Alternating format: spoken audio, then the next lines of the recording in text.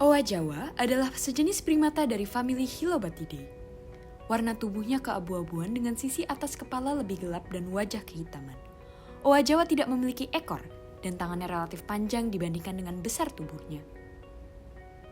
Tangan yang panjang ini diperlukannya untuk berayun dan berpindah di antara dahan-dahan dan ranting-ranting di tajuk pepohonan yang tinggi, tempatnya beraktivitas sehari-hari.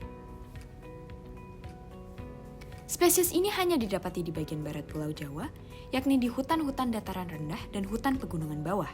Salah satu daerah dengan populasi owa Jawa paling padat adalah hutan Soko Kembang, Petung Kriono.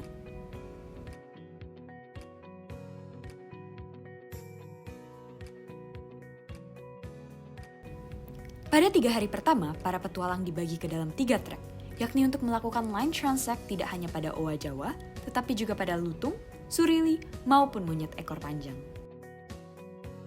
Trek 1 merupakan trek yang paling sulit untuk dijelajahi bila dibandingkan dengan trek lainnya. Selain mengharuskan para petualang untuk masuk ke dalam hutan, trek ini turut menuntut para petualang untuk mendaki medan yang terjal dan curam.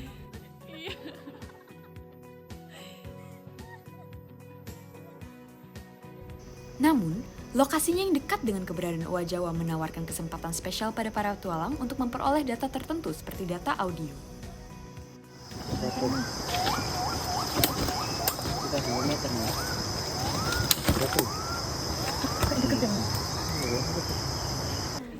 Trek 2 merupakan trek yang serupa dengan trek 1.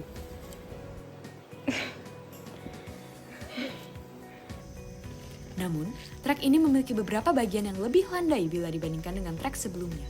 Hal ini menjadikannya relatif lebih mudah untuk dijelajahi oleh para petualang.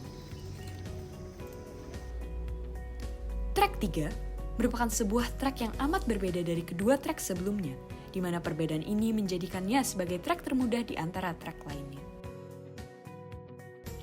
Hal ini dikarenakan trek ini menjelajahi jalan utama yang menembus wilayah Petung Kriono, tidak terkecuali bagi hutan Soko Kembang. Jalan raya menyediakan suatu basis yang bebas vegetasi sehingga memudahkan pengamatan visual untuk dilakukan oleh para petualang.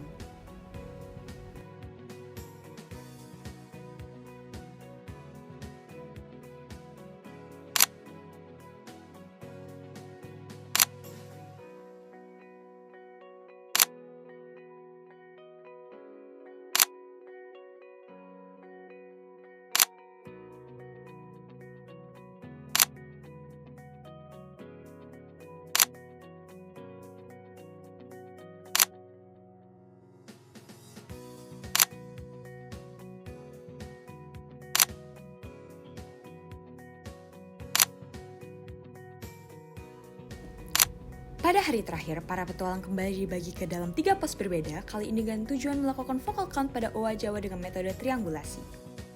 Secara sederhana, metode focal count dapat dijelaskan sebagai suatu metode pengamatan auditori. Pengamat akan menentukan arah datangnya suara dan jarak sumber suara tersebut dari dirinya. Beberapa alat dapat digunakan untuk memudahkan pengamat seperti kompas bidik dan rangefinder. Akurasi data turut dapat ditingkatkan dengan melakukan pengamatan dari beberapa pos yang relatif berdekatan membentuk segitiga. Hal ini memampukan pengamat untuk memvalidasi data yang diperoleh oleh satu sama lain.